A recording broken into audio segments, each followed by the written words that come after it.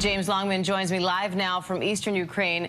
Hi, James. So what's the latest on the damage to civilian infrastructure there and this nuclear power plant?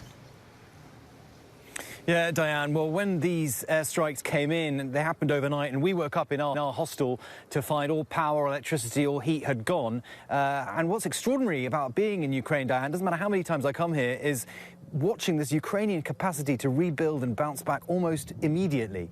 We went down into the street, and the town is actually kind of a staging post for the fight that's happening here in the east in Bakhmut, and there were soldiers out in the street lining up to get coffee. The bakery was back up and running within hours. I mean, this is what's happening across the country. No matter how many times Russia strikes, Ukrainians bounce back. This, obviously, a hugely serious attack trying to knock out infrastructure. Russia having a hard time on the battlefield. It seeks to try to make the lives of civilians very, very difficult. And what's special about this one is that they used 6 hypersonic missiles. And that's the suggestion from the Ukrainians that the Russians are just running out of the kind of regular rockets that they would ordinarily use. These are the kinds of missiles they have as part of their nuclear arsenal. And the idea that they're just using them to hit, as our local producer here said, rusty old power stations would suggest that Russia is slightly desperate at this point in the war.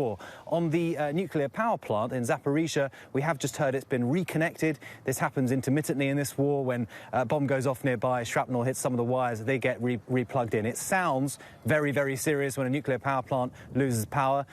Luckily, it is back up and running now.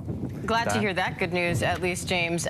President Zelensky, though, has said that he's warned, I should say, that if Bakhmut falls to Russia, that it would mean Russia has, in his words, an open road to take more territory in the eastern part of the country. So what's the current status there?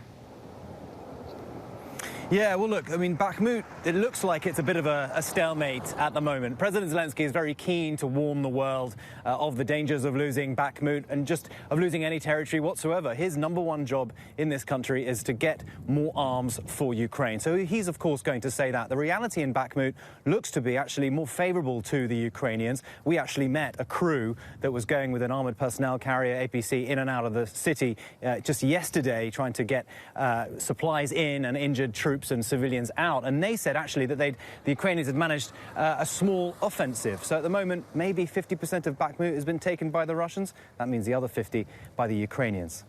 Diane? All right, James Longman for us in Ukraine. Stay safe, James. Thank you. Hi, everyone. George Stephanopoulos here. Thanks for checking out the ABC News YouTube channel. If you'd like to get more videos, show highlights, and watch live event coverage, click on the right over here to subscribe to our channel. And don't forget to download the ABC News app for breaking news alerts. Thanks for watching.